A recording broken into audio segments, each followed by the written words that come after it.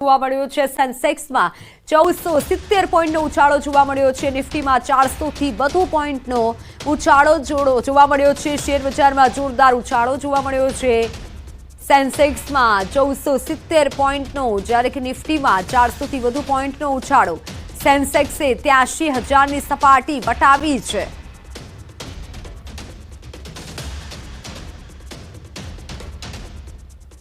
સેન્સેક્સમાં 1470 પોઈન્ટનો ઉછાળો નોંધાયો છે જ્યારે નિફ્ટીમાં 400થી વધુ પોઈન્ટનો ઉછાળો આવ્યો છે। સેન્સેક્સે 83,000ની સપાટી વટાવી દીધી છે। જોરદાર ઉછાળો શેર બજારમાં જોવા મળ્યો છે। સેન્સેક્સમાં વધુ ઉછાળો જોવા મળ્યો છે। 1470 પોઈન્ટનો ઉછાળો સેન્સેક્સમાં જોવા મળ્યો છે જ્યારે નિફ્ટી 400થી વધુ પોઈન્ટ વધી।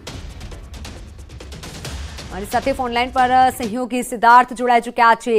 સિદ્ધાર્થ, મોટો શેર બજારમાં ઉછાળો જોવા મળ્યો છે, શું વધુ જાણકારી?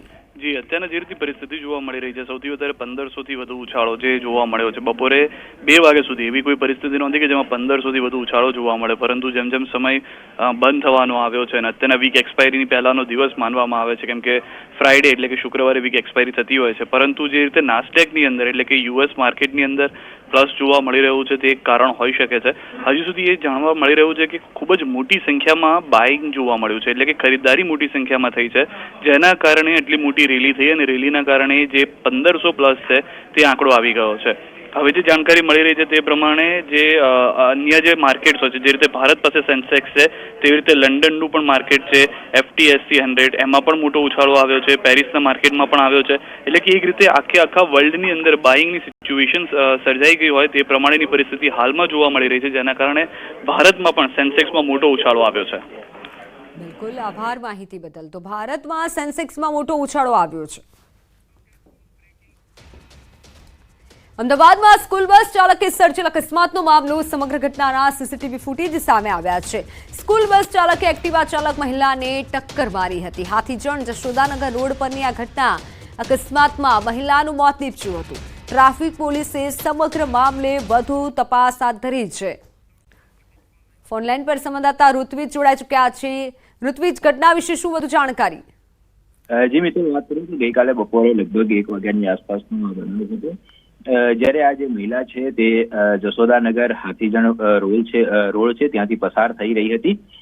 એક્ટિવા પર જ્યારે મહિલા પસાર થઈ હતી તે દરમિયાન પૂરપાટ ઝડપે પાછળથી આવી રહેલ જે સ્કૂલ બસ ચાલક છે તેને ટક્કર મારી હતી અને મહિલાને ગંભીર રીતે ઈજા પહોંચી હતી અને તેનું ઘટના સ્થળ પર જ મૃત્યુ નીપજ્યું હતું। જ્યારે સમગ્ર ઘટનાની જાણ ટ્રાફિક પોલીસને કરવામાં આવી હતી, ત્યારે જે ડિવિઝન ટ્રાફિક પોલીસ છે તે તાત્કાલિક ઘટના સ્થળ પર પહોંચ્યા હતા અને આ મામલે વધુ તપાસ શરૂ કરી હતી। જો કે જે ઘટના છે તે સીસીટીવી કેમેરામાં પણ કેદ થઈ હતી, જેમાં સ્પષ્ટપણે જોઈ શકાય છે કે જે પૂરપાટ ઝડપે આવી રહેલી સ્કૂલ બસ છે તેણે આ એક્ટિવા ચાલક મહિલાને ટક્કર મારી હતી।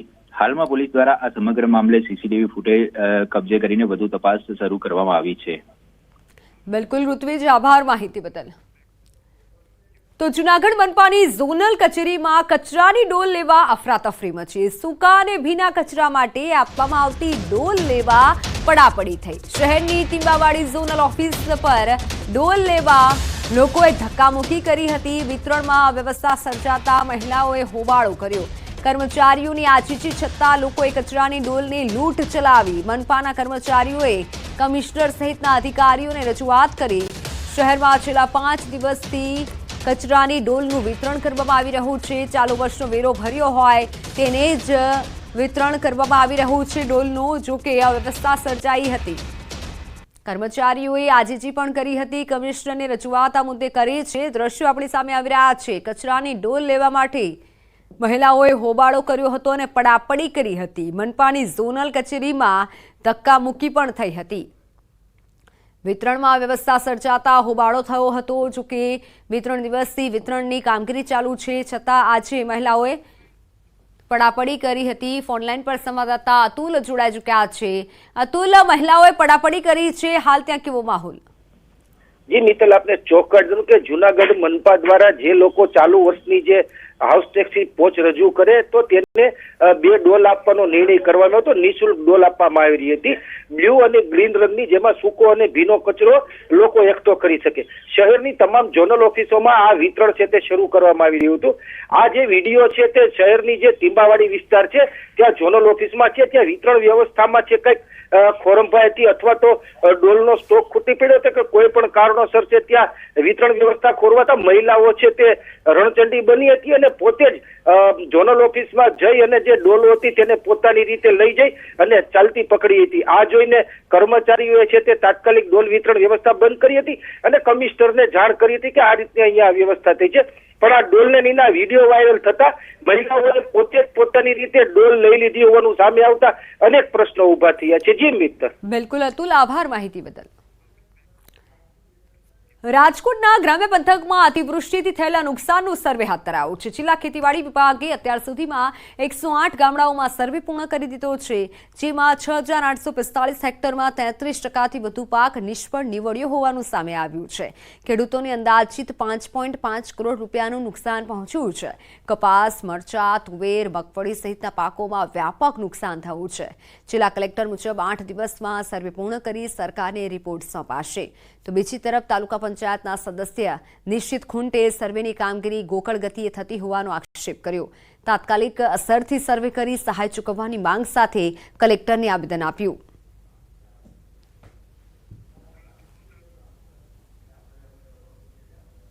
પણ જે સર્વે અત્યારે ખરેખર ચાલુ છે એ અત્યંત મંદ ગતિએ છે.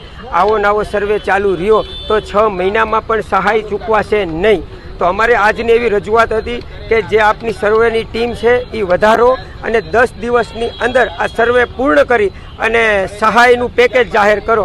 અન્યથા નહીતર અમે રાજકોટ તાલુકા અને જિલ્લા દ્વારા પ્રતિક ઉપવાસ આંદોલનની જાહેરાત કરશું. જે રાજકોટ જિલ્લામાં પાક નુકસાનીનું સર્વે છે એ 108 ગામોમાં પૂર્ણ થયું છે, જેમાં લગભગ 5.5 કરોડ રૂપિયા જેટલાનું નુકસાન પ્રથમ દૃષ્ટ્યા જણાઈ આવે છે. એમાં 57 ટીમો જે છે એ કામે લાગેલી છે અને અમને વિશ્વાસ છે કે આ કામ અમે અઠવાડિયામાં પૂરું કરી દેશું. કુલ 500 જેટલા ગામો અને અસરગ્રસ્ત ગામો આઈડેન્ટિફાય કરવામાં આવેલા છે અને આ સર્વે પૂર્ણ થયેથી રાજ્ય સરકારમાં આ બાબતની રિપોર્ટ કરવામાં આવશે. અમરેલીના સાવરકુંડલામાં સોસાયટીમાં ગટરના ગંદા પાણી ફરી વળતા સ્થાનિકોમાં રોષ જોવા મળ્યો છે. જેસર રોડ પર આવેલી મંગલમ સોસાયટી અને આસપાસની કોલોનીમાં રસ્તા પર ગટરના પાણી વહી રહ્યા છે, જેને લઈ સ્થાનિકોમાં રોષ જોવા મળી રહ્યો છે. સોસાયટીના લોકો ગટરના પાણી બોટલમાં ભરી પાલિકા ઓફિસ પહોંચ્યા અને વોર્ડના સદસ્ય અને ઉપપ્રમુખનો ઓધડો લીધો. ગટરના પાણી રસ્તા પર વહેતા હોવાથી લોકોને ભારે હાલાકી થઈ રહી છે. પાલિકા ઓફિસ પહોંચી સ્થાનિકોએ વિરોધ નોંધાવ્યો.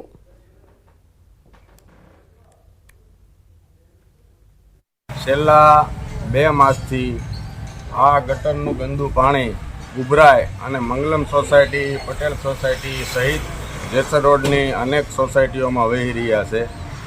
અહીંના રહીશો આ ગંદકીનો સામનો કરી રહ્યા છે. રોગચાળો પણ ફાટી નીકળ્યો છે. સમાચારોમાં હાલ સમય થયો છે વિરામનો.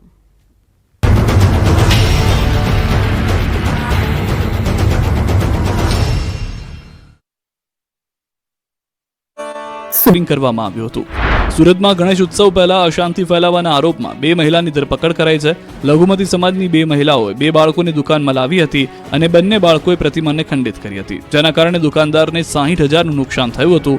તો બીજી તરફ સુરતના મોટા ગણેશ મંડળો પોલીસ રક્ષણની માંગ કરી રહ્યા છે. સૈયદપુરામાં બનેલા બનાવ બાદ મંડળોમાં ભય છે.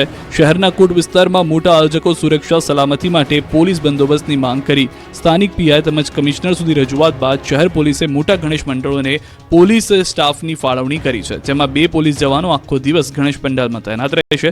કેટલાક ગણેશ પંડાલો પર પોલીસે ફરજિયાત સીસીટીવી કેમેરા પણ મુકાવ્યા છે. કચ્છના લખપતમાં વકરી રહેલા રોગચાળાને લઈ આરોગ્ય તંત્ર દોડતું થયું છે. જિલ્લામાં 16 લોકોના શંકાસ્પદ મોત થયા છે, ત્યારે આ ભેદી બીમારીને કાબૂમાં લેવા તંત્રએ કમર કસી છે.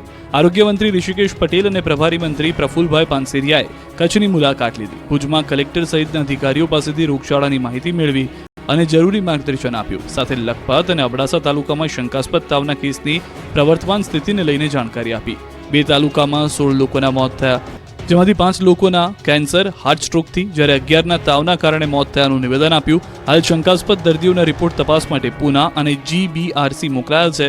આરોગ્ય મંત્રીએ કહ્યું કે કોરોનાની જેમ ગભરાવાની જરૂર નથી. સાથે જ લોકોને તાવ જેવા લક્ષણો દેખાય તો તાત્કાલિક સારવાર લેવા અપીલ કરી. તો વહીવટી તંત્રને રોગ